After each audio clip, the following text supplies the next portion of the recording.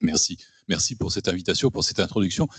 Moi, le constat que je fais de manière empirique, ce n'est pas un constat d'épistémologie ou de sciences politiques dans lequel je ne suis pas compétent, mais le constat que je fais, c'est que certains sujets sont considérés comme parfaitement avérés au sein de la communauté scientifique, dans les thématiques qui peuvent être étudiées par les uns ou les autres, et puis ils vont être adoptés par la société, y compris dans le cadre des décisions publiques, parce que grosso modo, ça fait partie de nos représentations culturelles pour des raisons historiques, pour des raisons culturelles. Et puis d'autres, à notre grande surprise en tant que scientifique, et là c'est une grande naïveté, je pense, de la part justement de la part des scientifiques, et je dis scientifiques vraiment au sens extrêmement large, c'est-à-dire toute discipline comprise, quelle qu'elle soit, on se rend compte quelquefois qu'il y a des sujets qui nous paraissent à nous bien avérés, avec une solide littérature, des théories, qui ont été, des études empiriques ou autres qui ont été faites de manière très nombreuse. Et là, soudainement, on se rend compte qu'il y a un clash et on n'arrive pas à faire prendre ça en compte par la société civile ni par les décideurs publics. Et en règle générale, on se rend compte qu'il y a deux phénomènes qui contribuent à ça. C'est le produit des deux, souvent, qui produit ce qu'on appelle les backlash, les reculs, etc. Mauvaise représentation culturelle et puis conflit d'intérêts. Conflit d'intérêts parce que ça peut être bien sûr un conflit d'intérêts au sens très financier du terme. Voilà, un groupe industriel qui a envie de continuer à vendre des pesticides, etc. par exemple, au hasard. Mais ça peut être aussi un conflit d'intérêts de la part d'élus qui, dans un groupe parlementaire, ont adopté une posture qui ne leur permet pas d'aller dans le sens de la prise en compte, par exemple, de sciences de l'environnement, parce que c'est la posture qui est déjà adoptée par un autre groupe, qui a réfléchi sur ce sujet-là, qui s'en est emparé. Ce qui se voit quand on étudie les programmes politiques des différents groupes. Donc là, c'est un conflit d'intérêts qui est peut-être moins souvent considéré, mais qui est tout aussi important. Moi, j'ai été auditionné à l'Assemblée nationale de nombreuses fois là, au sujet de la loi du plomb et de la pétition, etc. Et c'est très intéressant de voir à chaque fois qu'on dialogue avec des élus, finalement, que voilà, même parfois en toute bonne foi, certains élus prennent la position du groupe parlementaire et ne veulent pas entendre des choses qui sont du domaine vraiment de la banalité scientifique.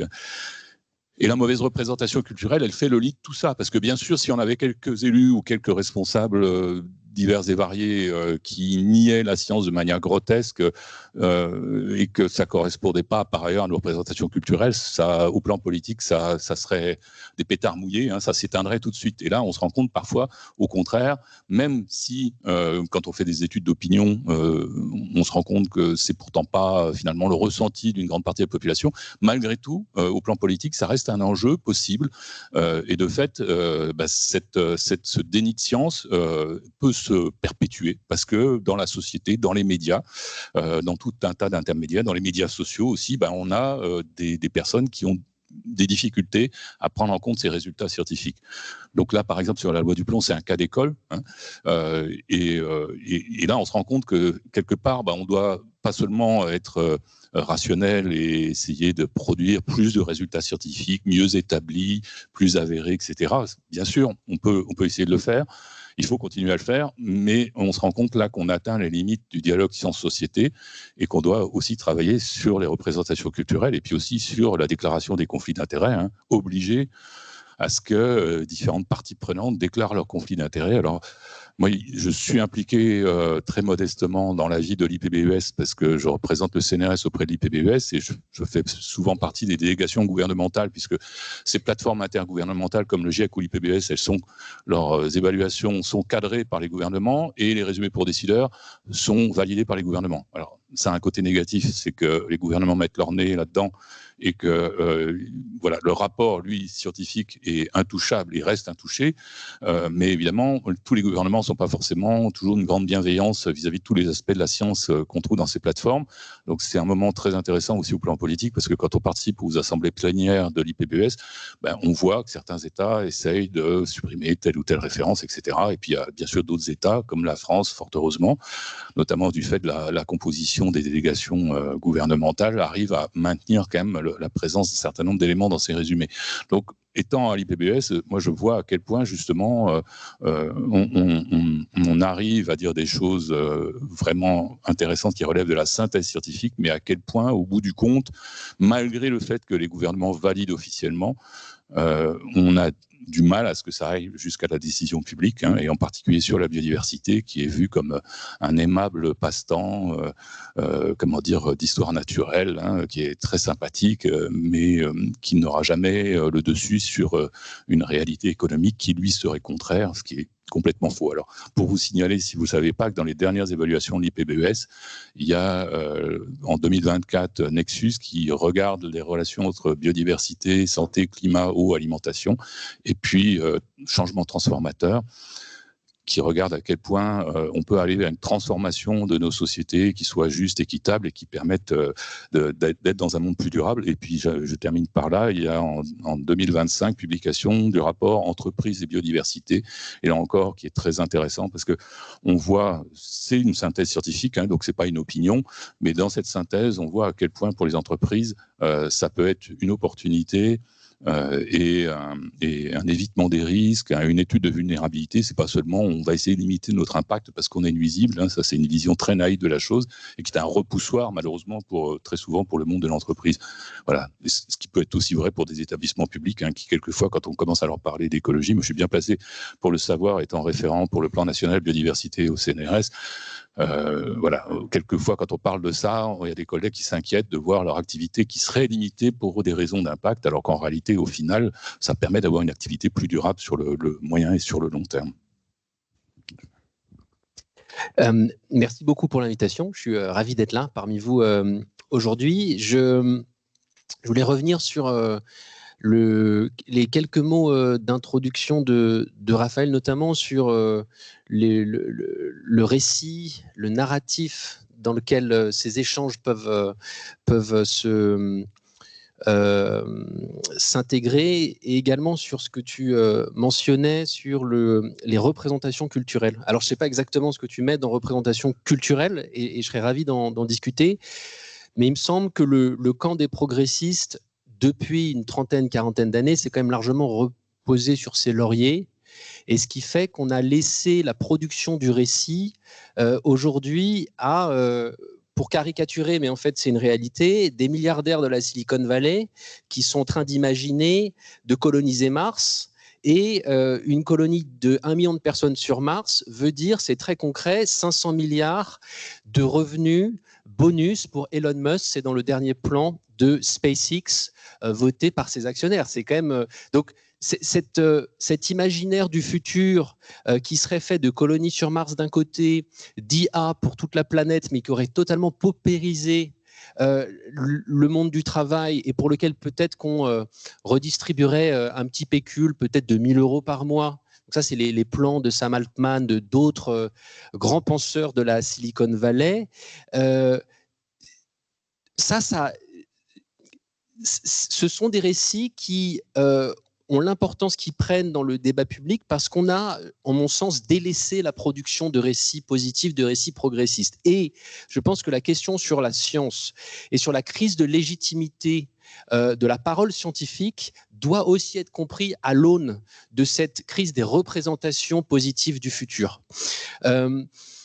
Donc, il y a une crise de légitimité des autorités, il y a une crise de légitimité des institutions, du monde dans lequel on existe, et de la science plus particulièrement. C'est très inquiétant, c'est très grave. Il y a une politisation grandissante de la parole scientifique, mais je pense que cette crise-là, il faut la comprendre, et je reprends le mot que tu utilisais aussi, sans naïveté. C'est-à-dire que il faut faire un petit peu de la tour, en mon sens. C'est-à-dire que la science n'est jamais révélée. La production du fait scientifique, c'est quelque chose qui doit être compris comme un ensemble d'institutions, de moyens, de réseaux, potentiellement d'intérêts, qui vont produire des faits scientifiques et des connaissances, et qui vont réussir ou pas à les légitimer. Et je pense que tout en d'une partie, je commençais par dire que le camp progressiste est un petit peu reposé sur ses lauriers. Il me semble que la communauté scientifique, en tout cas pour une partie d'entre elles, je m'inclus aussi là-dedans, on s'est un petit peu aussi reposé sur nos acquis de légitimation, sur nos acquis de communauté instituée, légitime, en oubliant que, eh bien, il y a effectivement des conflits d'intérêts, que tout ça c'est une question de moyens, que si on n'a pas des moyens, on ne peut pas faire notre travail, que les moyens c'est une question profondément politique, combien de moyens on met dans la recherche, combien on paye les chercheurs, combien on paye les centres de recherche, que c'est une question de diffusion du savoir et donc de propriété des médias, et que tout ça est profondément politique. Et donc, si on oublie ça, eh bien, on peut se retrouver dans une situation où les canaux de transmission du savoir scientifique sont faits biaisés. Les capacités de production des faits scientifiques sont très limitées parce qu'en fait, il n'y a plus d'argent pour l'enseignement supérieur et la recherche. En France, le budget par étudiant de l'enseignement supérieur et de la recherche a été réduit de 20% en 12 ans, en euros constants. Mais c'est une dégringolade par rapport aux besoins de production de ce type de connaissances, de ce type de savoir. Et donc, c'est très difficile en fait de déconnecter la question du récit, puisque la question du récit du futur, elle va conditionner aussi combien d'argent on met dans la recherche et comment on va légitimer cette production de savoir, de la question de la production des faits scientifiques en tant que tels. Et là, moi, je voudrais partager une expérience qui est celle d'un chercheur en sciences sociales et qui est différente de celle de chercheurs en sciences physiques, en sciences de la vie, en sciences de la Terre. Parce qu'en fait, en sciences sociales, cette politisation du débat scientifique, on en a un petit peu plus l'habitude. Un peu moins les économistes. Certains économistes en ont eu l'habitude, ceux qui se qualifient ou qui ont été qualifiés d'hétérodoxes, souvent, ils ont été qualifiés d'hétérodoxes pour être délégitimés du débat public. D'autres disciplines scientifiques ont eu davantage l'habitude d'être un petit peu décrédibilisées, disons, dans le débat public. Non, mais en fait, ça ne repose pas sur des faits solides. Je pense à des collègues sociologues qui peuvent souvent avoir eu cette impression. Les économistes, eux, disons, standards, se revendiquant d'une forme d'approche un petit peu de sciences physiques, de démonstration de causalité, de mathématisation, ont eu l'impression pendant longtemps que en fait, c'était une discipline totalement neutre, au-dessus des questions, des questionnements politiques. En fait, le choix des questions, le choix des méthodes, tout ça est aussi profondément politique.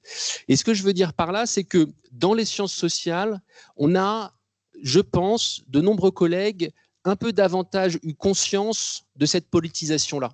Encore une fois, quand je dis politisation, enfin le fait qu'il y ait une construction sociale du fait scientifique, ça ne veut pas dire qu'il n'y a pas d'objectivité scientifique, ça ne veut pas dire qu'il n'y a pas de méthode scientifique, mais ça veut dire qu'on prend conscience qu'on est dans une société où il y a des conflits d'intérêts permanents et constants, et qu'il faut lutter contre ces conflits d'intérêts.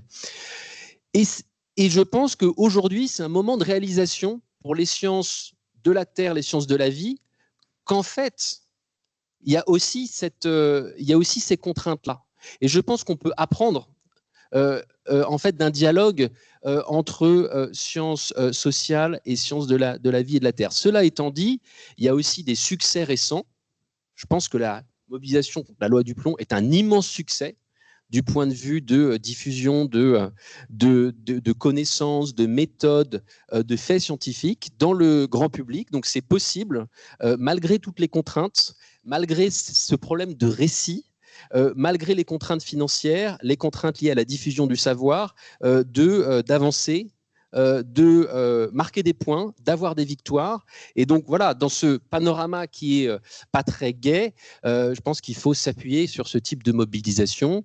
Il faut aussi repenser le récit qui nous permet de repenser les moyens qu'on alloue à la recherche, sans lesquels, pour le coup, on aura beaucoup de mal à avancer et à affronter les narratifs tels que ceux que je présentais au début, des milliardaires qui ont eux aussi une production de savoir scientifique, qui dépensent des milliards dans la production de certains types de savoirs qui ne sont pas toujours socialement très utiles. Ouais, oui, juste pour rebondir sur ce dernier mot sur la concurrence des savoirs, c'est vrai que donc vous parliez aussi d'une période de crise pour la science, ou en tout cas d'une remise en question du rôle politique de la science et du contexte politique dans lequel elle s'inscrit. Donc je vous laisserai bien sûr réagir sur ce sujet qui était adressé aux sciences naturelles, mais c'est vrai que c'est aussi intéressant de mettre en perspective le fait que maintenant la légitimité de la science est remise en question par des analyses concurrentielles financées en général par le secteur privé ou avec un but ouvertement politique et assumé. Alors bon, je retiens déjà deux choses en termes de levier, parce que au LIER, on aime bien chercher des solutions, réfléchir à des solutions. Donc, renforcer la déclaration des conflits d'intérêts et repenser les récits et les moyens qui sont donnés à la production scientifique et à sa légitimation. Et donc, comme le sujet a été ouvert, je voulais directement aussi revenir sur la loi du plomb, parce qu'au-delà d'un sujet scientifique, c'est aussi un sujet démocratique, puisque ça a été la pétition qui a reçu, je crois, 2 millions de signatures en un temps record. Donc, on voit aussi qu'il y a toujours une volonté bottom-up citoyenne de prise en compte de ces sujets écologiques. Donc, comment vous prenez ça aussi en compte dans votre intervention au quotidien? Merci. Alors, je voulais aussi réagir en disant que dans les sciences type sciences de la vie ou sciences de l'univers, en fait, moi, en tant qu'écologue, je me situe pas très loin de ce que l'on a coutume d'appeler les sciences humaines et sociales dans le regard que portent mes collègues sur la science. C'est-à-dire que je me rappelle encore du moment, il y a plus de 30 ans, où je candidatais pour entrer au CNRS, on m'avait dit surtout ne dis pas tel mot ou tel mot, parce que à l'époque, on était dans le giron des sciences du vivant, et sciences du vivant, en fait, elles étudient le vivant générique au laboratoire, et parler d'écosystème ou de description de la biodiversité dans le milieu naturel, c'était vu comme quelque chose d'un peu passéiste et un peu superficiel, avec pas tous les critères scientifiques. Voilà, pas les critères de la scientificité qui seraient la mathématisation ou toutes sortes de choses qui ont qui font partie des représentations culturelles, du savant avec sa blouse blanche qui écrit des équations à la craie, au tableau. Voilà. Donc, il y a tout un gradient et évidemment, ça joue un rôle effectivement dans la construction du fait scientifique, dans la manière dont il est accepté par la société. Sur la loi du plomb, moi je pense que là on se trouve confronté à un phénomène effectivement très intéressant. C'est moi ce que un étudiant dans un amphi dans lequel j'enseignais il y a quelque temps m'a dit, on est frappé par le principe de réalité. Et moi je me suis dit oui, effectivement c'est extraordinaire. Moi je le vois par exemple là, dans les moments récents à deux égards par rapport à la question de l'autonomie énergétique. Pendant des années, moi j'ai des collègues énergéticiens, des sciences de l'ingénieur, etc., qui ont essayé d'expliquer qu'il valait mieux développer des transports électrifiés, etc., et qui se heurtent toujours à des gens qui sortent des fakes absolus sur l'intérêt des voitures électriques par rapport aux voitures à moteur thermique, etc. Et là, soudainement, on a un conflit armé effroyable qui se développe, et puis le prix des carburants monte à la pompe, et hop, les achats de voitures électriques explosent. Voilà. Et probablement parmi ces personnes qui ont acheté des voitures électriques, il y a des gens qui écoutaient avec beaucoup de plaisir des fake news sur le fait que la voiture électrique, c'est un gouffre tout aussi important que la voiture moteur thermique au plan environnemental. Moi, c'est des questions, alors que je fais des conférences sur la biodiversité, qui me reviennent souvent, quoi. Et donc, à chaque fois que je suis obligé de dire, c'est pas mon domaine de compétence, mais sachez que les gens qui ont étudié ça peuvent vous dire telle ou telle conclusion. Principe de réalité aussi sur la santé. Parce que la question des polluants, moi évidemment je l'ai abordée à travers le déclin de la biodiversité, humain y compris, parce qu'évidemment les humains c'est de la biodiversité. Ce qui est difficile, c'était le but du mot biodiversité au début quand il a été mis en œuvre, c'était pour éviter de parler de nature. Donc les humains d'un côté, et puis la nature de l'autre. Et donc la nature domestiquée qu'on manipule en agroponie ou dans des usines, et puis la nature sauvage qui est très jolie, qu'on garde à distance, qui est dangereuse, qu'il faut préserver naturellement, mais dont on s'occupe pas trop.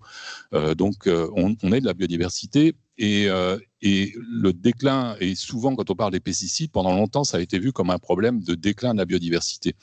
Bien sûr, l'IPBES l'a diagnostiqué comme étant une des 5 causes de déclin de la biodiversité, c'est assez évident.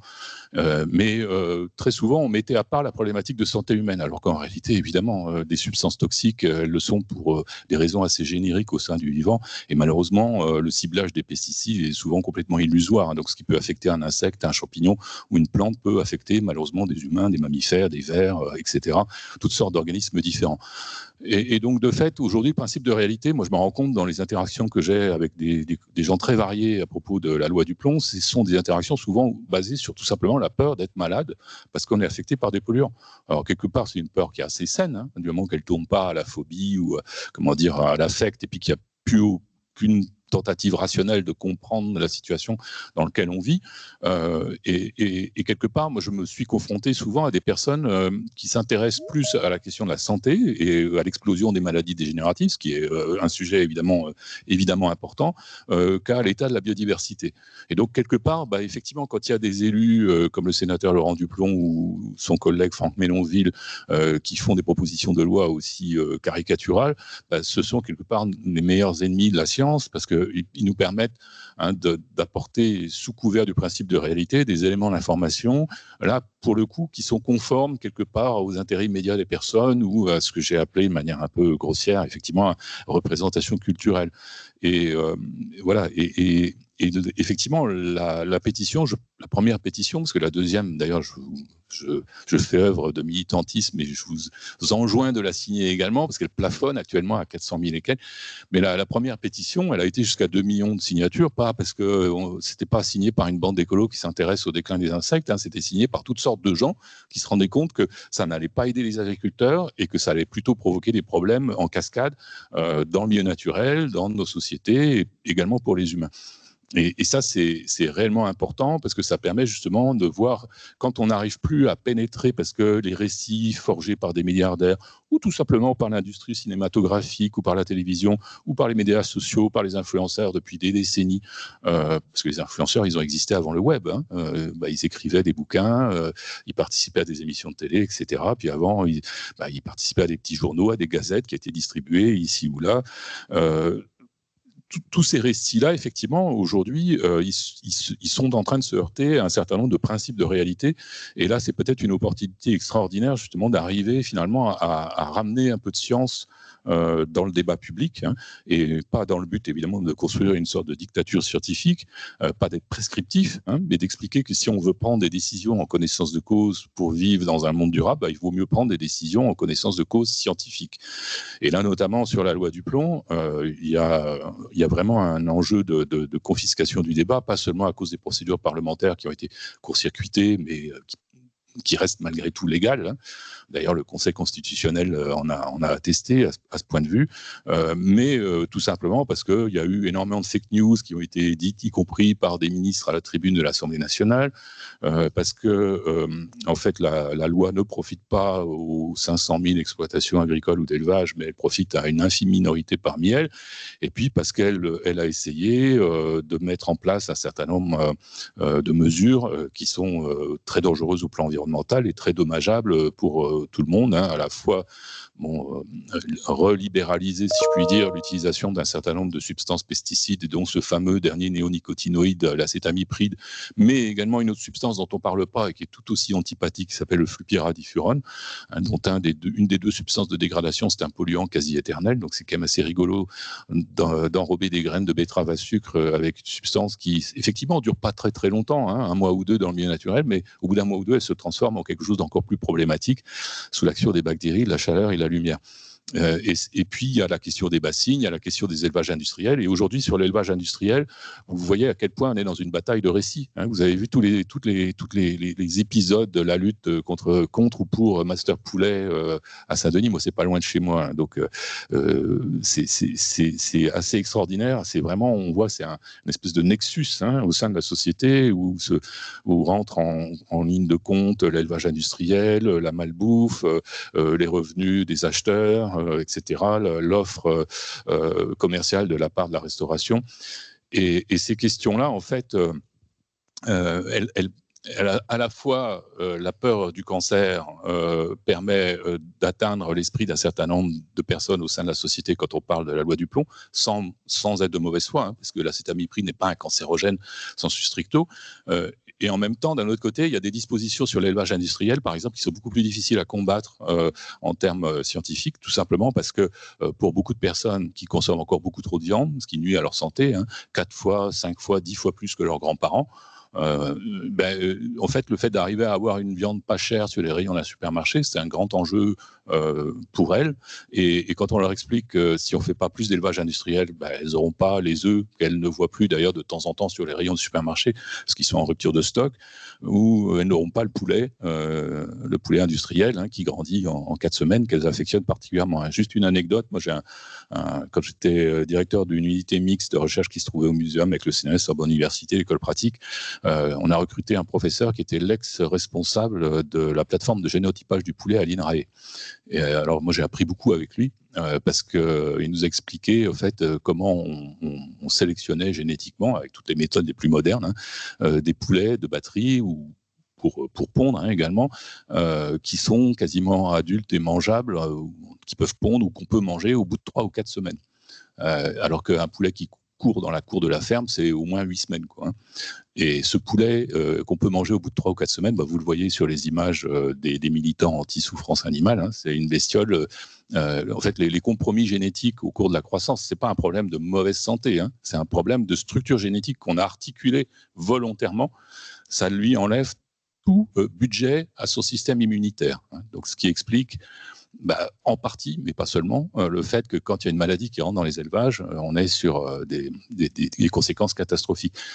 Donc, derrière ces aspects-là, vous voyez, derrière toutes ces questions, je pense qu'il y a des enjeux, hein, il y a des enjeux sociétaux qui sont importants, qui sont probablement plus familiers à l'esprit des gens que le déclin des pollinisateurs ou ce que c'est qu'un écosystème, etc. Et là, on se rend compte aussi que ça permet aussi de faire comprendre que d'arriver peut-être à modifier un peu la vision qu'ont les gens de la question de la biodiversité, qui pour eux souvent est liée à des écosystèmes éloignés des humains, l'Amazonie, enfin tel qu'ils le croient, hein, l'Amazonie ou les récifs coralliens, alors qu'il y a des millions de personnes qui en dépendent directement, hein, alors qu'en réalité, la biodiversité, c'est notre microbiote intestinal, c'est les sols dans lesquels vous trouvez des milliards de bactéries qui permettent à ces sols d'être fertiles, c'est les pollinisateurs sur du colza qui permet même à un champ de colza industriel de produire 30% de plus, etc., etc.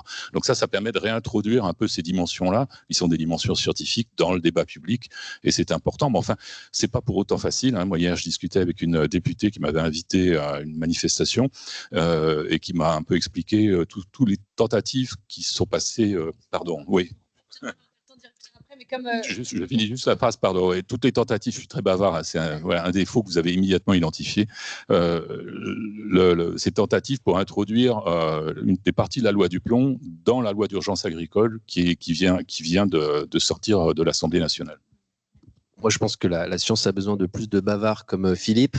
Et non, mais il y a un point sérieux derrière, c'est-à-dire que il me semble que l'une des leçons que je tire de la mobilisation contre la loi du plomb, c'est vraiment cette capacité à faire des alliances entre chercheurs scientifiques et certains influenceurs sur les réseaux sociaux, avec un élargissement des méthodes de communication, de diffusion de ce savoir. C'est pas toujours confortable pour tous les chercheurs, pour tous les scientifiques de faire ça. Donc, il faut être plus bavard. C'est ça que je voulais dire.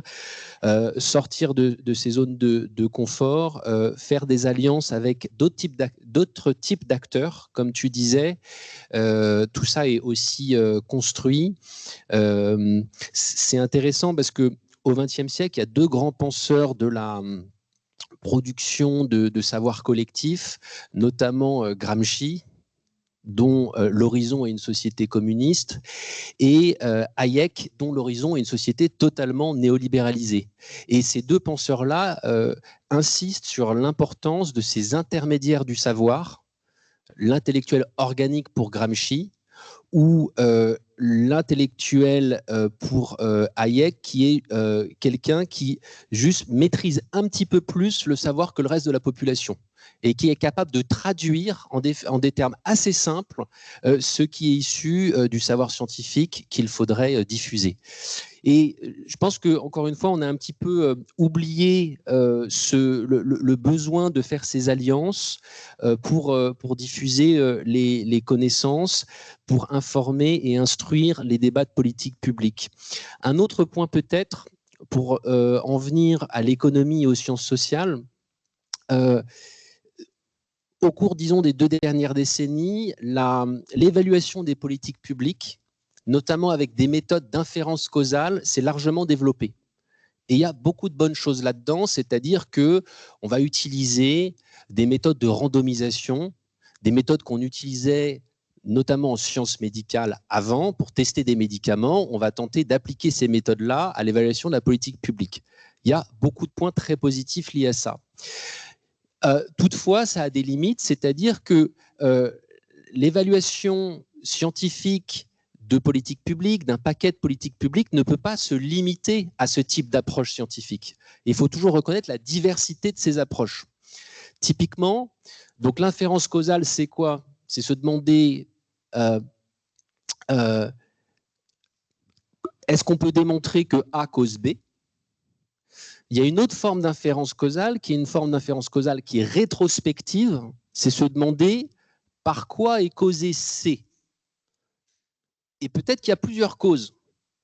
Et parfois, c'est difficile d'identifier précisément chacune de ces causes, surtout en sciences sociales où en fait les sociétés sont très complexes, etc. Un exemple concret, pour réduire la pauvreté dans le monde, l'approche de l'évaluation des politiques publiques par la randomisation va se demander si est-ce que mettre à disposition des produits anti-malaria aux populations de manière gratuite, ça va augmenter l'accès à ces produits anti-malaria et participer à la réduction de la pauvreté dans le monde. Donc ça, c'est la méthode d'inférence causale prospective. Sauf qu'en réalité, on a oublié en faisant ça que la grande masse de la réduction de la pauvreté dans le monde, elle a notamment été faite en Chine par des investissements très forts dans les infrastructures, dans les écoles, dans les zones rurales. Ça, c'est quelque chose qui est beaucoup plus difficile à démontrer avec ce type de méthode scientifique. Puisqu'en fait, là, on est sur des grandes masses et par définition, on ne pourra pas faire ces variations à la marge dans le cadre d'une méthode d'inférence causale, de randomisation. Est-ce qu'on va avoir un groupe traitement et un groupe contrôle, etc. Donc tout ça pour dire que pour bien penser les politiques publiques à l'heure de la transition écologique, pour bien les évaluer, il faut faire appel à une diversité d'approches scientifiques. Les méthodes d'évaluation de politique publique avec randomisation sont très utiles, très intéressantes, mais elles ne peuvent pas constituer l'alpha et l'oméga de l'évaluation de nos politiques publiques. Donc, je pense que ça, c'est important, puisque en économie, on a un peu oublié ça, ce qui a contribué à délégitimer d'autres approches, notamment qui sont plus historiques, qui redonnent plus de contexte sur les événements, plutôt que des approches qui vont se focaliser juste, on va évaluer une politique publique dans un cadre relativement restreint, relativement limité. Donc, encore une fois, ce que je veux dire, c'est que les méthodes développées en sciences sociales au cours des dernières décennies ont parfois tendu à raisonner uniquement dans le cadre du contexte existant et ont rendu plus difficile de penser des changements de système, des changements de modèle. Parce que ces changements de système, par définition, on ne peut pas les utiliser avec les outils, ou ces outils qui sont faits pour penser le système actuel. Merci beaucoup. Et juste pour faire le lien entre vos deux propos, moi je retiens surtout la question du principe de réalité, ce qui me rappelle un principe économique que j'ai découvert récemment qui est celui du signe vert, c'est-à-dire le principe qu'en fait des phénomènes économiques aussi graves que la pandémie ou que le changement climatique sont prévisibles en économie mais pourtant ne sont pas prévus. Et c'est là qu'on se retrouve face à un principe de réalité qui nous réveille tous. Et d'ailleurs, peut-être je peux profiter du quart d'heure qui nous reste avec Monsieur Chancel pour donner la parole au public, si vous voulez poser des questions. Je vois que Théophile, tu as déjà vraiment levé.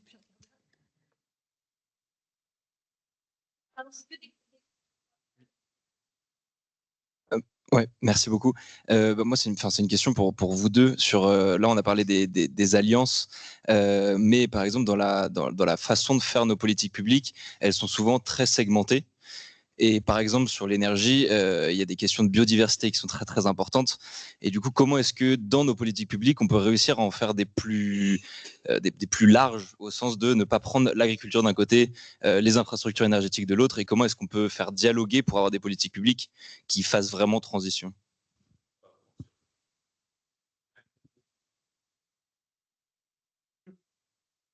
Moi, je voulais votre avis sur une analyse que je porte. J'ai l'impression que pour réinscrire la légitimité des sciences dans la relance des politiques publiques, il faut réussir à trouver un discours qui démine l'instrumentalisation de la lutte contre les sciences par ce qui fait sa raison d'être, c'est-à-dire le doute. C'est-à-dire c'est au nom du doute consubstantiel des sciences qu'on dit aujourd'hui, ben non, en fait, ce n'est pas un consensus, mais non, et c'est là-dessus que bug toutes les politiques publiques. Ah ben non, il nous manque une dernière étude ou quoi que ce soit, alors même que c'est une évidence absolue, consensuelle de tous les scientifiques, etc. Donc je voulais savoir si vous avez une idée de comment produire un contre-récit de cette utilisation du doute pour remettre en cause les sciences de la politique. Quelles questions seront posées et Lucas pourra répondre. Bonjour, j'ai deux petites questions. Une première, c'est quelle valeur accorder aux mobilisations citoyennes, par exemple, donc les signataires de la pétition.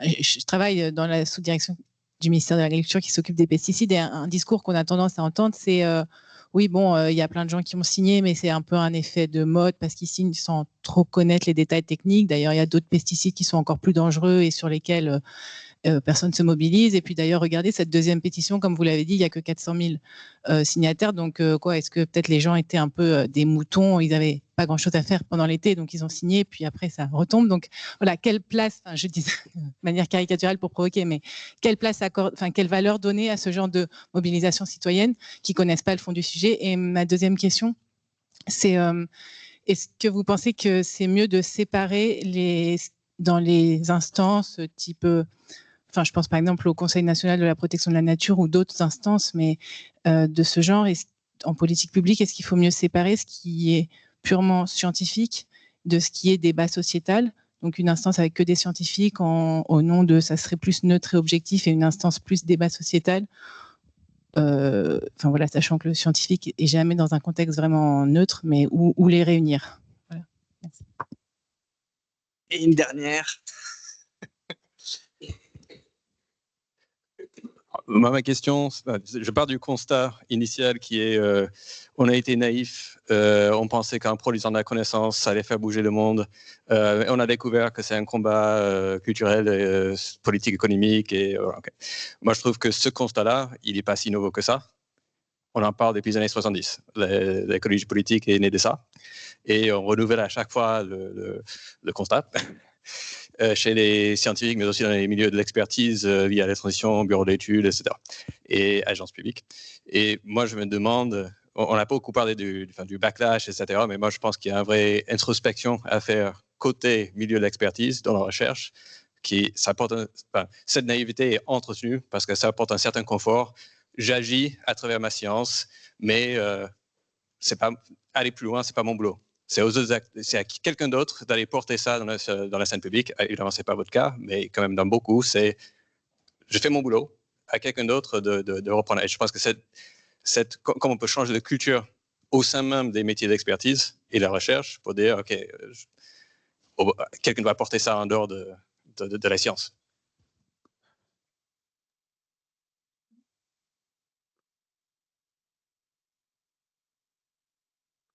Je vais commencer par le dernier point. Je suis tout à fait d'accord. Il n'y a pas de nouveauté absolue dans cette réalisation-là, en tout cas pas par tout le monde, mais il me semble que la communauté, disons, écologiste qui s'est rendue compte de ces limites-là ne représentait pas nécessairement toute la communauté en fait, des chercheurs, des scientifiques. Et aujourd'hui, il y a quand même une réalisation plus large de ces limites. En mon sens, une partie de la réponse, c'est effectivement sortir de sa zone de confort. Et c'est pas évident pour tout le monde, mais des alliances sont possibles. Comme on l'a vu sur des questions écologiques, mais aussi sur des questions fiscales. Typiquement, la fiscalité, c'est très technique. On pourrait dire, non, mais voilà, je vous dis juste la complexité, puis de toute façon, vous comprendrez rien. Et c'est génial parce que, en fait, moi, je sais et vous ne savez pas. Ça a été une approche de la fiscalité pendant des décennies par des économistes spécialistes de la fiscalité. Et puis, il y a eu un travail, un renversement de cette approche-là, consistant à dire, il faut sortir de la tour d'ivoire. En fait, c'est des questions qui sont fondamentalement politiques et c'est relativement simple de les expliquer. Tout le monde ne peut pas développer les méthodes pour compter qui paye quoi, comment, quelle incidence, mais en tout cas, tout le monde devrait pouvoir comprendre les résultats de cette recherche. Et je pense que ce retournement-là, notamment avec la mise à disposition des données, la tentative de dire c'est pas une tour d'ivoire, ce sont vraiment des sujets qui concernent tout le monde, ça a permis d'évoluer dans ce débat, peut-être de créer de nouvelles coalitions qui peuvent soutenir en matière de fiscalité des outils qui n'étaient pas autant soutenus avant. Je pense aux taxes progressives sur les plus aisés. On voit aujourd'hui qu'il y a vraiment des majorités transpartisanes pour taxer les milliardaires à 2%. C'est quand même, on est sur des taux de soutien de proche de 80% dans un pays comme la France, 76% chez les électeurs du Rassemblement national, 90% chez les électeurs de la majorité gouvernementale ou l'ex-majorité présidentielle, aujourd'hui minorité, et plus de 90% chez les électeurs de gauche. Bref, on peut retourner cette approche de la science et on a des exemples qui fonctionnent d'engagement dans le débat qui me semblent tout à fait intéressants. Peut-on séparer les débats scientifiques des débats sociétaux ? Je pense que ce que je viens de dire répond en partie, enfin en tout cas c'est ma perspective là-dessus, sur l'écologie comme sur les questions socio-économiques, c'est extrêmement compliqué. Donc moi je pense que c'est important d'avoir des instances où on peut faire dialoguer et scientifiques et responsables de la société civile qui peuvent parler ensemble des mêmes enjeux. Typiquement sur les questions fiscales, on ne peut pas juste avoir des économistes dans la pièce, il faut aussi avoir des personnes qui peuvent parler de comment les différents acteurs économiques, les différents acteurs sociaux sont touchés ou non par ces questions, ces enjeux-là. Et je pense que c'est tout à fait la même chose sur les questions écologiques. Quelle valeur donner aux mobilisations ? Moi, je pense qu'il y a une posture là qui me semble assez, en tout cas par ceux qui diraient non, mais en fait, c'est des gens qui n'ont pas compris ce qu'ils signent. En mon sens, c'est une posture qui est très dangereuse et qu'il faut absolument se méfier de cette posture consistant à dire que la démocratie, en fait, c'est pas bien. Donc, à mon avis, il y a un réel danger ici. Sur la question du doute scientifique, c'est vraiment là, l'enjeu, c'est de mieux expliquer comment les faits scientifiques sont produits. Je pense qu'il n'y a pas d'autre solution que de dire que il y a toujours des débats au sein des communautés scientifiques, mais quand il y a une personne contre 1000, avec une production et un consensus scientifique qui est très bien établi depuis des décennies, c'est pas parce qu'il y a une personne qu'on va pas pouvoir avancer. Donc là, je pense qu'il y a quand même des éléments de réponse, notamment dans le principe de précaution, etc., qui nous permettent de répondre à ça. Mais en mon sens, une des vraies réponses, là, c'est expliquer, réexpliquer comment fonctionne la science, comment sont produits ces faits, comment sont produits ces analyses. Et sur les silos, sur la difficulté de penser, de mettre en œuvre, d'évaluer des politiques publiques à l'heure de crise systémique, énergie, biodiversité, crise sociale, moi je pense que l'un des enjeux là, c'est vraiment celui des indicateurs. C'est comment est-ce qu'on légitime des indicateurs qui nous permettent de penser ces interactions, de penser ces effets systémiques. En économie, le PIB est un indicateur qui a été légitimé et qui a été mais qui est une construction politique qui n'existait pas. Cet indicateur est construit dans les années 40, légitimé dans les années 50, et donc il y a tout un mouvement aujourd'hui pour légitimer d'autres indicateurs. Et donc, je pense qu'il y a vraiment un enjeu ici sur les indicateurs. On peut pas tout, c'est-à-dire, on peut pas tout représenter, notamment dans ces exercices de quantification qui nous permettent d'évaluer, de résumer l'évaluation à quelques dimensions. clairement, sur le PIB, une dimension monétaire ne suffit pas. Il faut ajouter d'autres dimensions, des variables physiques, des variables sur la santé humaine, des variables sur la santé planétaire. Je pense qu'il faut un nombre limité d'indicateurs, mais il n'en faut clairement pas un seul qui serait un indicateur économique et monétaire. Je ne pense pas qu'il en faille 100, parce que quand il y en a 100 indicateurs, on ne peut pas penser, on ne peut pas facilement dialoguer, on ne peut pas convaincre avec cette multiplicité d'indicateurs. Mais en mon sens, l'une des solutions pour sortir du silo, c'est effectivement de légitimer de nouvelles formes d'indicateurs. Parce qu'on est vraiment dans un monde où la donnée, le chiffre, la quantification est essentielle, va continuer à être extrêmement importante. Donc là, je souligne l'extrême importance d'avoir de bons indicateurs pour la politique publique. Je recevais en parallèle les questions du chat, mais je pense que il nous reste 2 minutes. Je voudrais peut-être juste vous donner l'occasion en 2 minutes, du coup, pour ne pas vous retarder, répondre à la question, relancer les politiques publiques de transition écologique et sociale d'un point de vue très concret, très acteur public qu'on représente au LIER. Quelle est la prochaine étape? Qu'est-ce qu'on fait pour continuer à s'investir, à obtenir des résultats? Alors, bon, question très large, donc peut-être pour repréciser un petit peu, moi, ce qui m'intéresse particulièrement dans vos travaux, c'est le lien avec le social.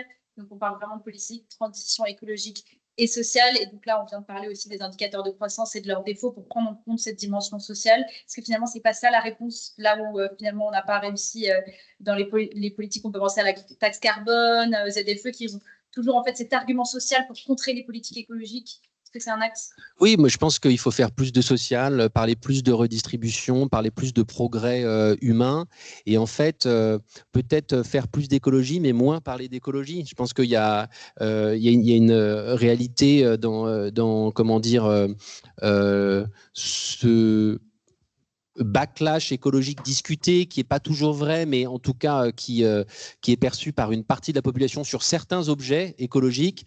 On peut tout à fait en fait mettre en place des politiques qui à la fois améliorent les conditions de vie de personnes, de ménages contraintes, et qui en même temps vont améliorer l'environnement.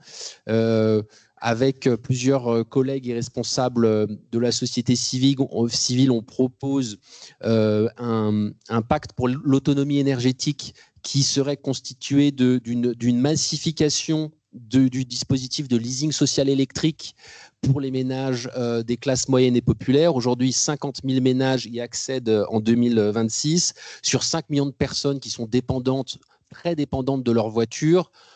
Donc c'est un dispositif qui en soi est intéressant, mais qui est pas du tout au niveau du problème de la contrainte, qui peut créer de la frustration en plus. J'ai beaucoup de ménages qui se disent « Ah, mais j'en ai entendu parler partout de ce truc-là, mais en fait, quand je vais sur le site, en fait, j'y ai pas accès. » Et ça, c'est une mesure qui est sociale parce que ça permet de réduire une facture mensuelle qui serait de 300 € ou plus aujourd'hui au diesel, et on passerait à 100 € par mois, tout compris, avec ce type de dispositif. Donc, c'est un vrai gain de pouvoir d'achat, et c'est un gain qui permet aussi d'électrifier le parc automobile.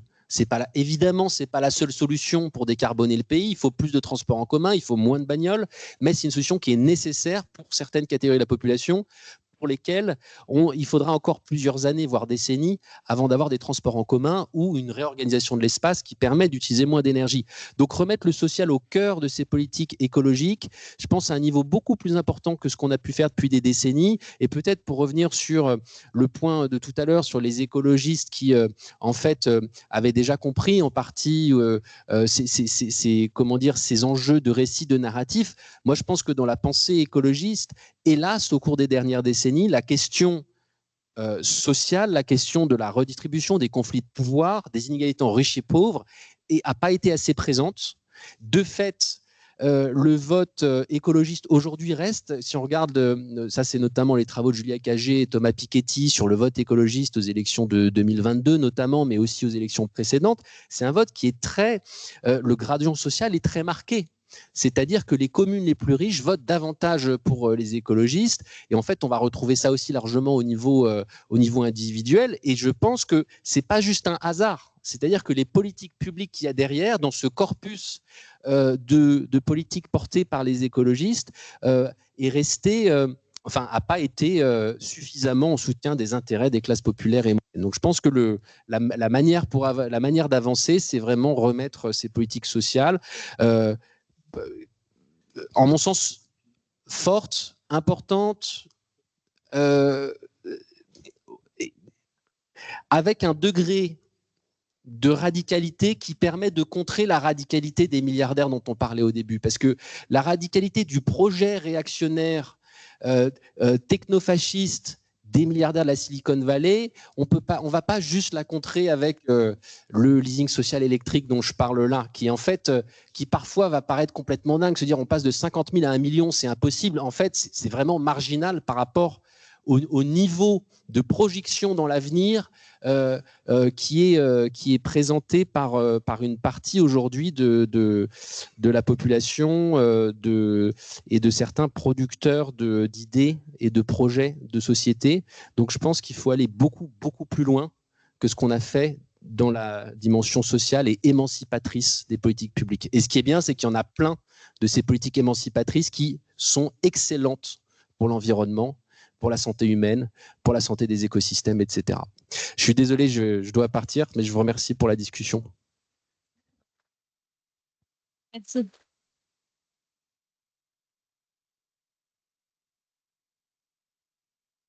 Merci beaucoup. Alors, je retiens faire plus d'écologie, mais moins parler d'écologie, parler de politique émancipatrice, penser le social et penser la radicalité. Je pense que c'est intéressant aussi de se rappeler ça. Du coup, merci beaucoup en tout cas pour votre présence aujourd'hui. On va pouvoir tout de suite enchaîner le débat sur ce mot que vous avez lancé tout à l'heure, qui est celui de compromis et dont on avait un peu parlé en s'appelant pour cadrer cette discussion.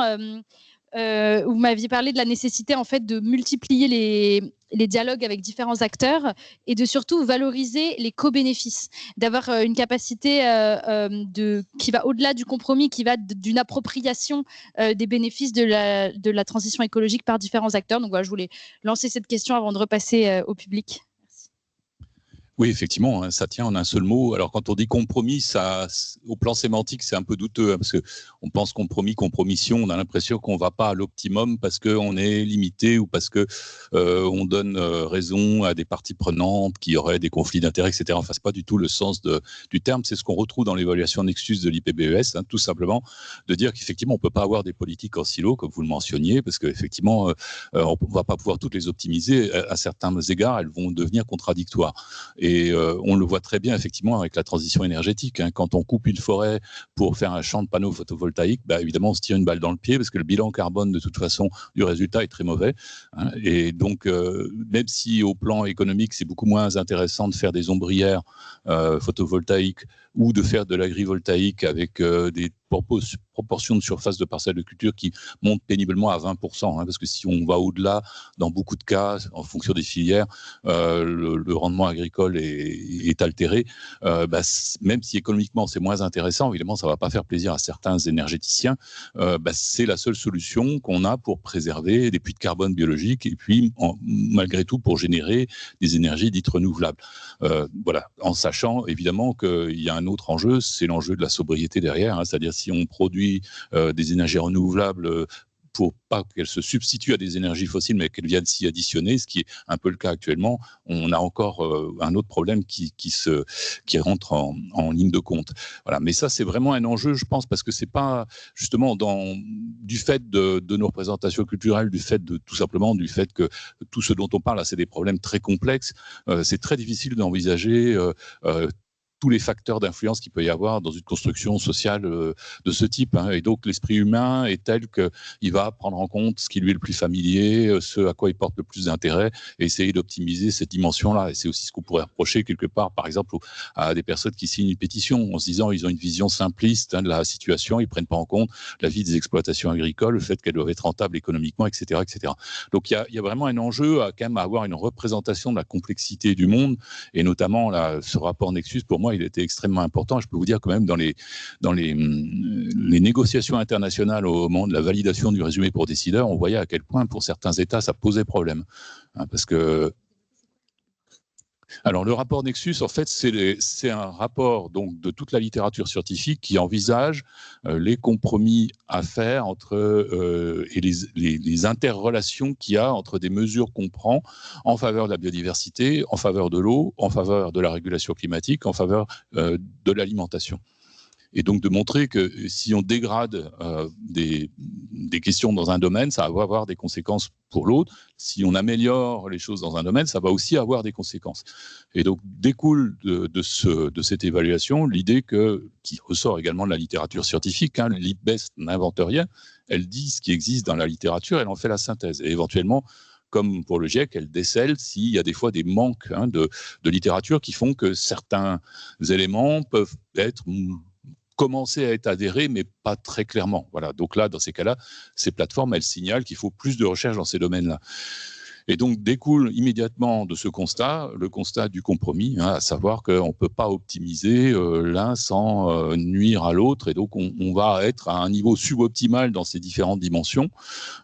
Et en fait, il y a un certain nombre de scénarios qui ont été considérés, et on se rend compte que voilà, le scénario, par exemple, tout ENR, va être très mauvais pour la biodiversité, mais de fait, il va altérer le climat au final, parce que la biodiversité aussi régule le climat. Un scénario, toute conservation biodiversité, où on ferait largement plus de 30% d'aires protégées, de vraies aires protégées, je ne parle pas des aires protégées françaises, ça serait super pour la biodiversité, mais ça serait pas terrible pour l'alimentation, parce que là, du coup, on aurait un problème de surface agricole, même si on oublie l'alimentation des animaux, les agrocarburants. Voilà, donc c'est vraiment intéressant d'avoir en vue ces compromis, parce que, évidemment, le compromis relève de la gouvernance. Conseillé par la science, certes, mais c'est une décision de gouvernance. Et justement, un gouvernement, que ce soit un élu dans une collectivité ou un gouvernement au niveau national ou au niveau de la communauté européenne, en théorie, c'est son boulot d'arriver à faire ce compromis, et évidemment en se projetant en plus sur un certain temps, parce que ces compromis sont dynamiques. Ils sont pas, voilà, quand on parle du climat, on sait très bien que même si on arrêtait aujourd'hui d'émettre beaucoup trop de gaz à effet de serre, le retard du système fait qu'on reste dans un climat qui est perturbé. De la même manière sur la biodiversité, aujourd'hui, dans un climat perturbé, les forêts françaises sont plus un puits de carbone, parce que les arbres, quand il fait chaud comme ça, ils arrêtent la photosynthèse, il n'y a plus d'absorption de gaz carbonique. Vous voyez, donc il y a plein d'aspects comme ça qu'il faut prendre en compte. Donc en plus, c'est une dynamique complexe. C'est pas, on a optimisé à un moment donné T, on est content, on garde cette optimisation. C'est quelque chose qui doit être adaptatif. On doit réévaluer en permanence le compromis de manière à l'ajuster. Et ça, c'est quand même, en termes de politique publique, c'est évidemment un peu plus complexe que ce que la plupart des citoyens ont présent à l'esprit, en disant on va prendre des lois, etc. Et puis on va arrêter de rigoler, on va régler tel et tel problème et ça ira mieux. Là, on est sur quelque chose de beaucoup plus ajustable. Juste, je voulais revenir aussi très brièvement sur la question de l'expertise. Est-ce que je suis d'accord avec le fait que la naïveté, elle n'est pas récente. Voilà, si on va prendre des historiens, la naïveté, on la retrouve au cours des siècles passés, même à la Renaissance ou aux 10 siècles des Lumières. Voilà, quand la théorie de l'évolution est née, milieu 19e siècle ou un peu avant, et il y a eu ce genre de débat au sein de la société, avec des parties prenantes différentes, et ça n'a pas été un long fleuve tranquille. Donc en fait, là encore, compte tenu de l'évolution de nos sociétés et nos cultures, les problèmes du milieu du 19e siècle sont peut-être plus tout à fait ceux d'aujourd'hui, mais en termes de changement transformateur, justement, c'est aussi là où c'était intéressant. Je reviens sur ce que disait mon collègue, là, c'est effectivement le fait de considérer la dimension sociale. Je suis d'accord, c'est aussi extrêmement important. L'évaluation de l'IPBES sur changement transformateur, c'est changement transformateur juste. C'est-à-dire que le but, c'est pas de transformer la société et de ne pas faire attention à l'équité entre individus, équité entre communautés, équité entre pays, etc., etc. Et là, il y a vraiment un enjeu d'acceptation par les parties prenantes, mais même un enjeu de fonctionnement du système une fois qu'il est transformé. Donc ça, c'est également très important. Sur la pétition et sur la relation à la démocratie, effectivement, moi, je pense que c'est extrêmement important de pouvoir permettre des expressions de personnes. Quand j'étais auditionné par la Commission des affaires économiques au titre de la pétition, il y avait une des deux personnes qui coordonnait l'audition, c'était Madame Hélène Laporte, vice-présidente RN de l'Assemblée nationale, et qui n'a eu de cesse que de cacher la pétition sous le tapis, et qui ramenait sans arrêt le fait que 2 oncologues du sud de la France, passablement archaïques, ont refusé de signer la pétition et ont même fait une tribune dans un magazine dont je tairai le nom par pudeur pour ce magazine, disant que voilà, c'était pas sérieux, c'était alarmiste, populiste, etc., etc. Donc là, on voit comment justement dans le débat politique, on va essayer de faire taire finalement l'expression légitime d'une partie de la population, quand bien même elle serait fondée pas toujours sur de bonnes raisons, mais c'est une expression légitime. Et puis on va lui préférer l'expression d'un expert isolé qui contredit d'ailleurs les expertises scientifiques collectives.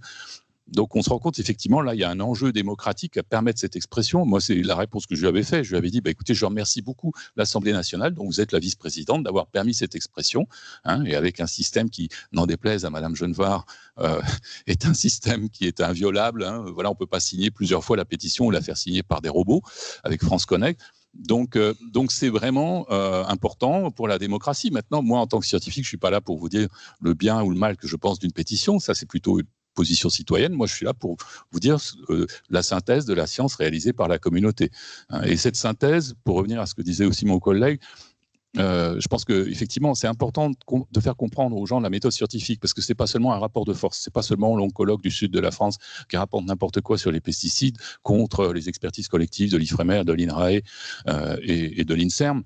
C'est aussi, c'est pas juste un rapport de force entre un nombre, parce que si on va par là, la science ne vaut pas mieux que la démocratie, si je puis dire, en matière de validation des connaissanses. C'est plutôt d'expliquer qu'arriver à faire progresser les connaissances scientifiques, on se place dans un contexte théorique, d'ailleurs qu'on accepte ou qu'on refuse, et on essaye de détruire un certain nombre de propositions. Et si on n'y arrive pas, au final, ces propositions restent momentanément valides. Donc la science, c'est pas des blocs de béton qui, une fois établis, ne bougeront plus jamais. C'est juste le fil du rasoir entre la sclérose, ce qui reviendra à considérer que toutes les théories sont définitives, et puis l'incertitude, parce que si on remet tout en question en permanence, on n'a plus rien sur quoi se baser. Donc on est vraiment sur ce fil du rasoir, mais ce fil du rasoir, il faut que les gens comprennent que quand il y a des milliers de personnes, et c'est là où le rapport de force intervient, ont essayé de détruire des résultats qui n'ont pas réussi, et bien effectivement, la énième personne qui s'y attellerait et qui prétendrait les avoir détruits, à moins d'être absolument génialissime, vraisemblablement, elle a tort. Voilà. Et c'est là où le rapport de force par rapport à la connaissance peut prendre de la signification. Donc je pense que ça, c'est vraiment important, parce que ça permet justement à tout un chacun de comprendre la question, par exemple, de la question des pesticides et des maladies dégénératives. Effectivement, on est vraiment sur une problématique grave qui est beaucoup plus globale. La loi Duplon, elle a eu le mérite de mettre ça sur le devant de la scène parce qu'elle était particulièrement maladroite. Mais évidemment, le débat ne se limite pas à l'acétamiprine, ni même au flupyradifurone.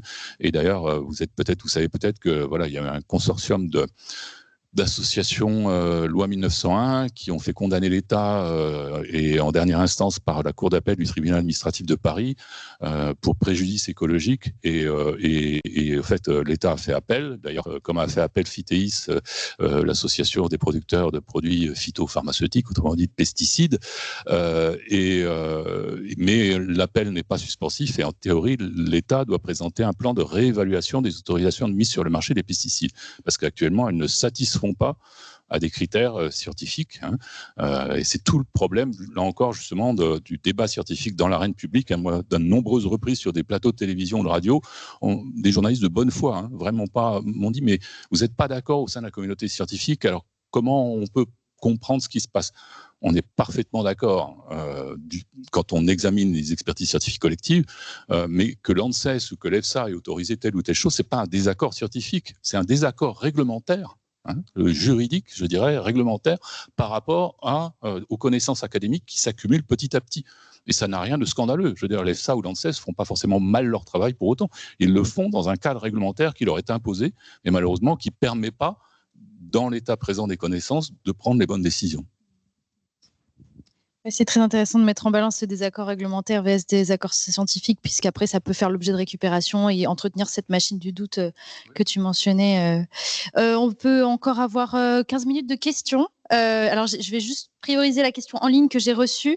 Antoine, je ne sais pas s'il y avait d'autres questions en ligne. Non ? Ok.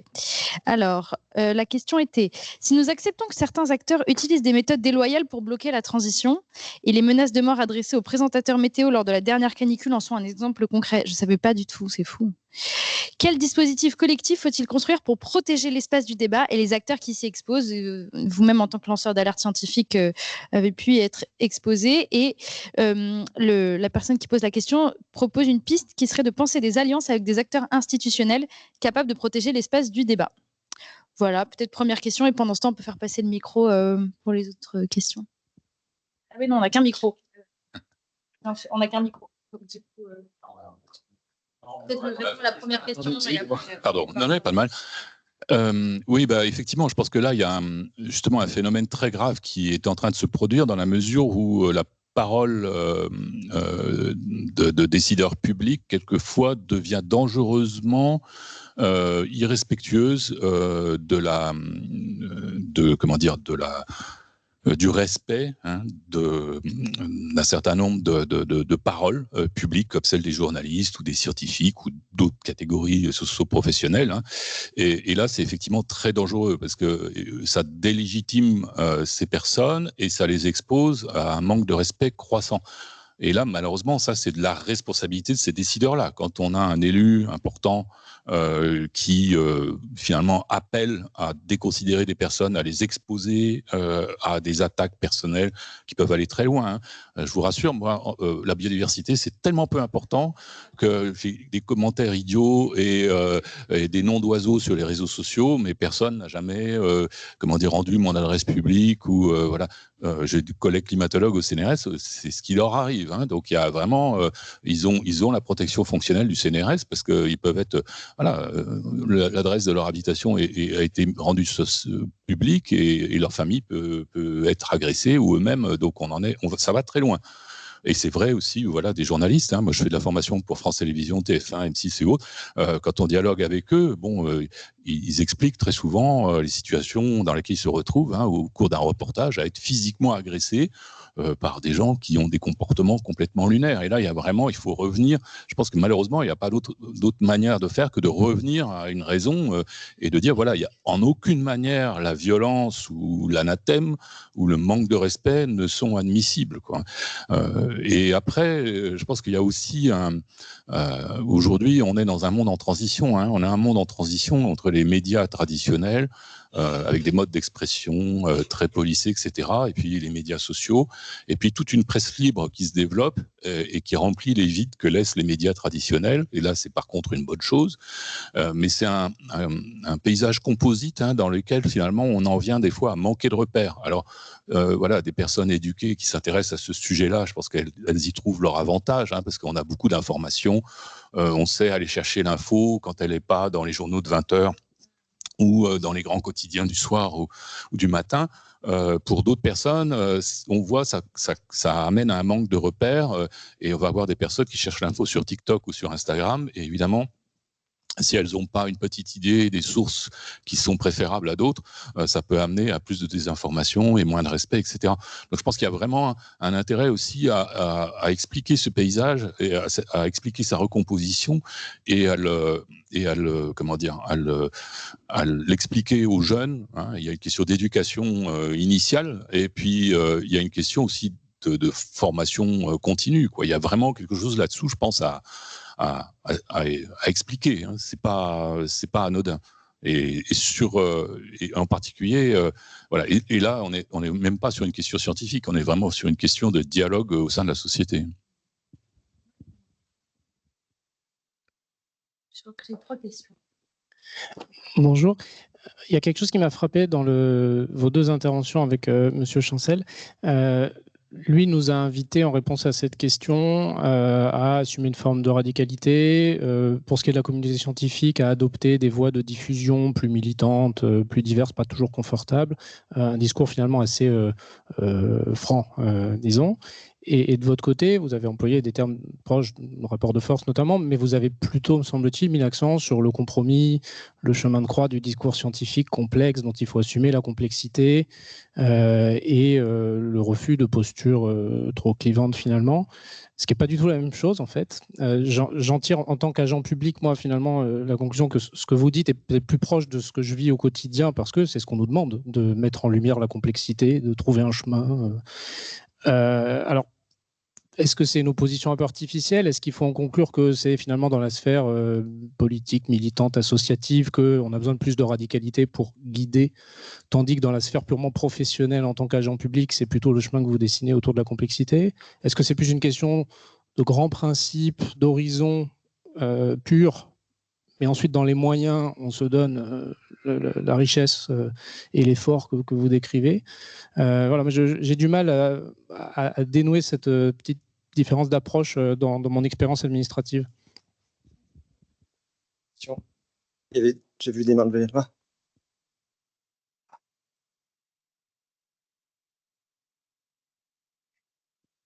Merci beaucoup. Moi, ma question est un peu en lien avec ce que vous avez évoqué juste avant sur notamment les personnes qui s'informent sur TikTok ou des choses comme ça. Je voulais savoir si vous aviez étudié, que ce soit dans le rapport Nexus ou dans le cadre de votre travail, les compromis qui prennent aussi en compte les pressions extérieures, notamment le contexte géopolitique ou l'influence des big tech, des GAFAM sur la manière dont on s'informe ici. Parce que j'ai l'impression que quand on prend ça en compte, on peut par exemple arriver sur un raisonnement de il faudrait qu'on développe des algorithmes de recommandation purement européens, ce qui peut concrètement mener à construire des data centers et pas forcément préserver des terres agricoles. Et du coup, est-ce que ce compromis-là aussi dans le temps est pris en compte ou pas du tout? Merci.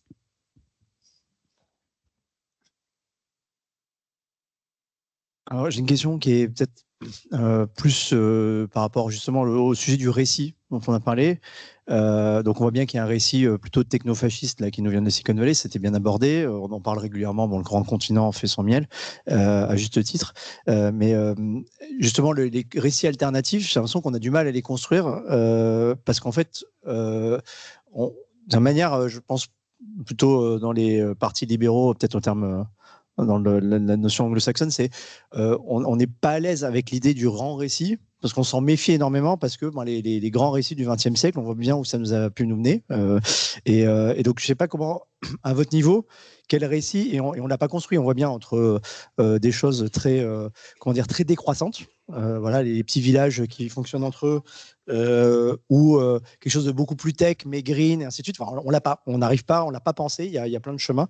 Et donc, comment vous, à votre niveau, avec peut-être votre sensibilité aussi biodive, vous voyez ça?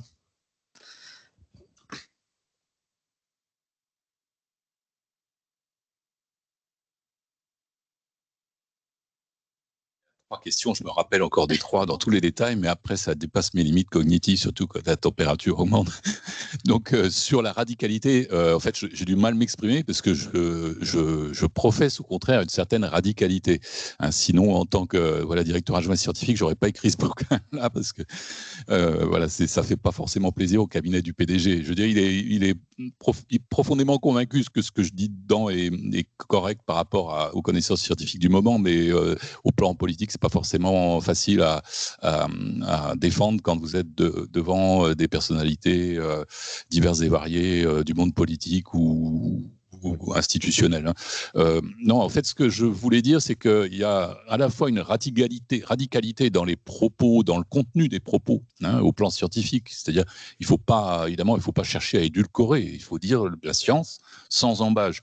Par contre, je pense qu'il y a vraiment un enjeu à ne pas parler dans son silo. Et la question justement du nexus, la question du compromis, c'est un principe. C'est même pas un principe de réalité, c'est un principe scientifique dans lequel on intègre des aspects énergétiques, alimentaires, de santé publique, économique, etc., climatique et biodiversité. Et c'est pas des synthèses faciles à faire. Hein. Je veux dire, elles ne relèvent pas d'un seul individu et de sa compétence scientifique. Elles relèvent d'une communauté énorme. Mais ça, c'est vraiment important qu'il y ait ce compromis-là. Mais il faut être radical sur ce compromis. Hein.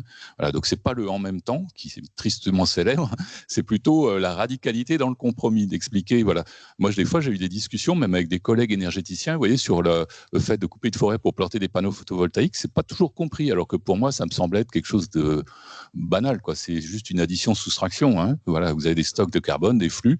Puis vous regardez le total, puis vous regardez un scénario à un autre, puis vous voyez que dans un cas comme dans l'autre, les totaux ne sont pas les mêmes. C'est aussi bête que ça. Mais là, on se rend compte qu'on doit être radical à un moment donné. Alors, radical, ça ne veut pas dire vitupérer, être discourtois, hein, évidemment. Mais par contre, arriver à trouver des arguments, ça rejoint un peu la question de tout à l'heure. C'est-à-dire que je pense que ce qui est important pour convaincre, c'est aussi de créer un peu la surprise.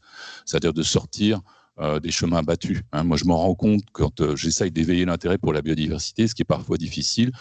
Si je tiens des discours, scientifiques, rationnels, carrés, aussi bien expliqués soient-ils, ça va pas forcément beaucoup convaincre. Par contre, si j'arrive vraiment à sortir un exemple un peu étonnant, Jean Master Poulet, où j'ai fait sursauter quand même la présidente de l'Assemblée nationale et 2 présidents de région, avec où les levures qui permettent la fermentation alcoolique passent l'hiver, hein, parce que depuis 5000 ans on fait du vin, parce qu'il y a des levures microscopiques, des champignons qui transforment le sucre en alcool sur les grains de raisin qu'on presse. Et en fait, en 2012, il y a une équipe de scientifiques italiens, moi que je trouve absolument géniaux, qui a publié dans les comptes rendus de l'Académie des sciences des États-Unis, qui est un journal très prestigieux, hein, un article qui découvre pour la première fois que les levures passent l'hiver dans le tube digestif des femelles de guêpes et de frelons qui hibernent avant de refonder des sociétés. Et au printemps, elles refondent des sociétés, elles vont grignoter les grains de raisin, entre autres ressources, hein, elles les contaminent, et quand on presse ces grains de raisin, on a du vin. Alors je peux vous dire que si vous dites pas de guêpes, pas de levure, pas de vin, ça fait beaucoup plus sursauter que si on vous dit, vous savez, les pollinisateurs, etc. Voilà. Donc, vous voyez, c'est une forme de radicalité. Hein. C'est de réveiller les personnes avec des exemples qui peuvent être un peu étonnants, quoi. Mais c'est pas facile. Hein. C'est du domaine de la pédagogie innovante et on n'est pas forcément armé pour faire ça en tant que scientifique. Ça devrait être un métier en soi. Et je pense que l'humour aussi peut jouer énormément. Moi, j'ai dialogué quelquefois avec des humoristes parce qu'il y avait des initiatives qui mettaient en contact des scientifiques et des humoristes. Et je trouve que c'est fabuleux, quoi, parce qu'un humoriste professionnel qui fait du stand-up, ils ont des capacités incroyables à vous attraper et à pas vous lâcher. Et là, ça peut vraiment permettre de changer complètement leur regard sur des problématiques qui sont par ailleurs très rationnelles, quoi. Sur les compromis au niveau mondial, en fait, ça fait partie du problème. Hein. C'est-à-dire que derrière, on est dans un monde globalisé, et dans le monde globalisé, un des éléments problématiques, c'est le circuit long. Parce que même s'il peut se révéler, justifié à certains égards, hein, voilà, pour des questions de santé publique, par exemple, hein, ou pour des questions qui, dans un compromis, sont assez inéluctables, au final, les circuits longs, on sait très bien que si on les multiplie, on va avoir un problème, tout simplement même de coût carbone, hein, mais d'autres problèmes également. Donc, il faut arriver à les visualiser et le changement transformateur, c'est pas de s'assurer que tout se passe bien en Europe avec une agriculture vivrière locale qui traite bien l'environnement, et puis d'oublier le Brésil, moi dans lequel j'ai travaillé pendant 15 ans, hein, et qui a une super agro-industrie, mais exactement comme l'agro-industrie française. Hein. Donc, en fait, le Brésil comme la France, ou la communauté européenne plutôt, doivent se réformer de ce point de vue-là, doivent se transformer, et ça ne peut se faire que petit à petit, évidemment. Hein. Petit à petit, mais vite quand même. Hein. Et puis, là vient aussi le problème toujours pareil, du simplisme qu'on a quand on exprime ce type de position et qu'on essaye de les appliquer. C'est-à-dire que c'est extraordinairement complexe tout ça. L'agriculture, c'est pas l'agriculture avec un A, c'est des tas de filières différentes. Et puis derrière, des industries de la transformation, il y a énormément d'aspects là-dedans. Et donc, si on prend des exemples et si on essaye d'envisager des grandes catégories de facteurs de pression qu'on essaye de baisser, etc., il ne faut surtout pas pour autant, il faut toujours avoir, je pense, une espèce de posture d'humilité qui rappelle que c'est quand même complexe et que là, c'est un exemple et que par ailleurs, on sait que les grands facteurs de forçage du système, c'est ceux-là, voilà. Et donc de ne pas avoir de posture doctrinaire dans lesquelles on essaye de prétendre à la résolution de tous les problèmes, de ne pas prétendre que on a raison de signer une pétition parce que la cétrabipride c'est dangereux, alors qu'effectivement il y a plein d'autres pesticides, il y a 300 substances actives autorisées en France qui sont mises sur le marché avec des coformulants qui sont couverts par le secret industriel. On a plus de 3000 formulations de substances du même type, mais en tant que biocides. Et c'est pas seulement les colliers antipuces, hein, ça peut être les fongicides que vous trouvez dans les crépiers extérieurs sur les maisons. Vous voyez, des tas de substances auxquelles on est exposé et qui peuvent avoir des effets plus ou moins positifs. Donc il y a vraiment un enjeu à montrer cette diversité à chaque fois, mais à essayer dans le discours de la réduire de manière à pouvoir faire comprendre quels sont les grands facteurs sur lesquels on peut intervenir pour améliorer le système. Et sur les scénarios de biodiversité, je pense qu'on en est un peu au même point, c'est-à-dire qu'il ne faut pas prétendre à l'universalité d'un seul scénario, hein, c'est ce que font finalement les technofascistes, hein, c'est ce qui a été caricaturé par Don't Look Up, le fameux film là, qui était une caricature extraordinaire de ce point de vue-là.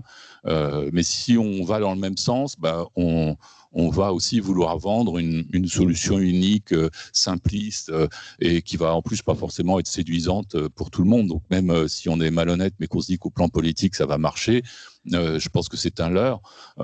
Et alors moi, après, tout dépend du public auquel on parle. Je veux dire, chacun dans son rôle, dans ses compétences, auprès des personnes avec lesquelles on dialogue, on peut avoir un récit qui est un récit qui se base sur un changement transformateur et des compromis adéquats, et essayer de le développer, comme a fait Lucas Chancel à propos, par exemple, de la facilité qu'on pourrait accorder à des ménages modestes pour arriver à aller vers une transition écologique. Mais alors moi, dans mon rôle, par rapport aux gens avec lesquels je parle, très souvent, j'essaye simplement de rappeler l'intérêt de la biodiversité, donc d'éveiller leur empathie. Hein, parce que c'est vrai que si on dit à des personnes diverses et variées que les gros SUV c'est terminé et les vacances exotiques également, en règle générale, on se heurte à pas mal de désagréments. Hein. Ceux qui ont déjà le gros SUV, les vacances exotiques, n'ont pas envie d'abandonner ça, d'autant plus que pour eux, c'est une caractéristique du succès social qu'ils ont réussi à obtenir. Et puis ceux qui ne l'ont pas, mais qui en rêvent, si vous leur dites que tout d'un coup, eux, qui ne l'ont jamais eu, ils n'ont pas le droit de l'avoir, ils vont être évidemment tout à fait légitimement furieux. Et donc, moi, je me permets plutôt de rappeler des éléments en termes de récits qui sont simplement positifs. C'est-à-dire que sur la biodiversité, il n'y a rien de désagréable à vous dire qu'il faut manger circuit court, de saison, bio, et qu'il y a moyen de faire ça même quand on est au revenu médian, en s'abonnant à une AMAP, etc. Alors, c'est pas très sexy, mais de l'autre côté, si on traduit ça en termes culinaires, en termes culturels, en termes de relations avec des artisans sur des marchés de région, etc., c'est peut-être plus facile en région qu'en Île-de-France, hein. Mais même en Île-de-France, moi j'y arrive. Hein. Et donc là, il y a vraiment, je pense, des enjeux qui permettent de montrer aux personnes qu'on peut vraiment aller de l'avant avec des choses simples. Et là, derrière, il y a aussi la notion de compromis et de co-bénéfice qu'on peut arriver à expliquer. Un exemple, moi je trouve, qui est extraordinaire et qui est vraiment transformateur et qu'il faudrait à tout prix plus vulgarisé. Il y a quelques médias libres qui en ont parlé, mais pas assez. C'est des parties prenantes qui financent l'agroécologie. Les agences de l'eau, par exemple. Une agence de l'eau qui finance l'agroécologie sur une ceinture maraîchère qui a été détruite autour d'une ville, parce qu'elles n'existent plus depuis longtemps, hein, les ceintures maraîchères. Pour elles, ça coûte moins cher que de dépolluer l'eau ou de créer de nouveaux captages. Parce que, je vous le rappelle, hein, il y a un tiers des captages qui ont disparu en 40 ans à cause des pollutions nitrates et pesticides. Donc, ça coûte moins cher, donc elle a intérêt à le faire. Donc, ce n'est pas simplement de la vertu, hein, c'est même un intérêt économique. Ce faisant, les agriculteurs qui sont subventionnés de cette manière-là, ils sont moins exposés à des substances toxiques. Ils ont une activité qui est plus facile au plan économique.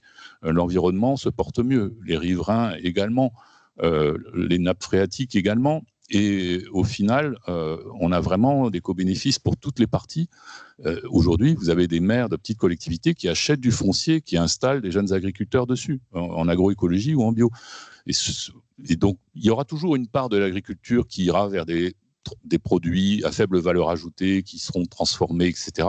On n'est pas dans un monde, qui va redevenir un monde de villageois, mais on doit augmenter cette part-là de manière qu'elle devienne finalement une manière de vivre au sein de nos sociétés qui profite. Et justement, le rapport, par exemple, Nexus en a parlé, et il n'y a pas.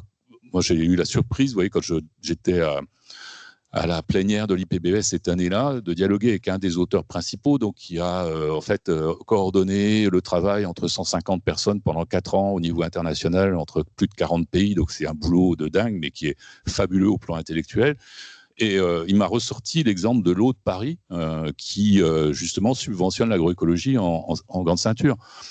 Et j'étais assez estomaqué de voir que, alors qu'on n'en parle quasiment pas en France, que c'était un exemple au plan international. Mais il y en a plein d'autres. Au Brésil, vous avez une initiative analogue qui a été de passer l'agroécologie dans les écoles, de manière que des élèves qui sont en dénutrition, en malnutrition, dans des endroits très pauvres, aient au moins un repas avec des productions locales chaque jour à l'école. Donc là, pareil, gros co-bénéfice. Vous faites vivre des agriculteurs et vous arrivez à faire que des gosses qui autrement crèveraient la faim arrivent à manger à leur faim en allant à l'école. Et en plus, vous associez l'éducation à la nourriture, au fait d'avoir une alimentation, ce qui au plan intellectuel et social est fabuleux. Merci beaucoup. Désolée, on a déjà dépassé le temps, mais moi j'apprécie beaucoup quand on peut terminer sur une note aussi positive, aussi encourageante sur la possibilité de créer des récits et des co-bénéfices. Si on me laisse une minute, je fais une toute petite conclusion en essayant peut-être de récapituler tout ce qu'on s'est dit à 3 cet après-midi. Moi, je retiens 3 choses.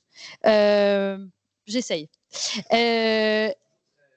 Le premier, c'est ce sur quoi on a ouvert ce dialogue, qui est donc la place de la science, et peut-être une prise de conscience aussi politique de la place de la science dans la politique et de la politique dans la science, qui font qu'on est un peu à un tournant et qu'il y a une nécessité de remonter la chaîne de la décision publique, et que la science existe dans la décision publique, mais aussi dans le débat démocratique. Et on a bien, je pense, exploré tous les leviers et blocages que cela peut rencontrer.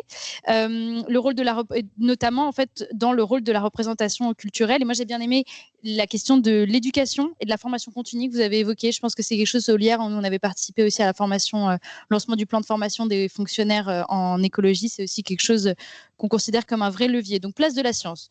Deuxième, la place des questions sociales. Donc, pour reprendre les propos de Lucas Chancel, et aussi de vous sur le fait de promouvoir des politiques émancipatrices. Donc, on peut revenir à l'instant sur cette politique brésilienne d'alimentation. En fait, l'idée est de pouvoir parler d'écologie, mais aussi parler d'autres choses et d'autres besoins humains fondamentaux qui permettent ensuite de renforcer ces politiques écologiques, peut-être de manière indirecte, avec un niveau de radicalité suffisant. J'ai bien aimé l'échange que vous avez eu sur cette question de la radicalité, qui est en fait pas la question d'édulcorer la transition écologique et la nécessité de l'action, mais de savoir assumer aussi les principes d'équité et de principes de complexité. Que je pense qu'on est tous confrontés dans la fonction publique. Et enfin, le troisième, la place du compromis pour co-construire et prendre conscience des freins qui ont été donc les conflits d'intérêts et les moyens, pour renforcer les outils démocratiques, créer des liens scientifiques influenceurs, faire en sorte que la science soit prise en main par d'autres personnes. Donc, devenez tous maintenant des apôtres de la science et des ouvrages de Philippe Grandcola. La protection du débat et enfin, donc, la construction du consensus dans l'année à venir.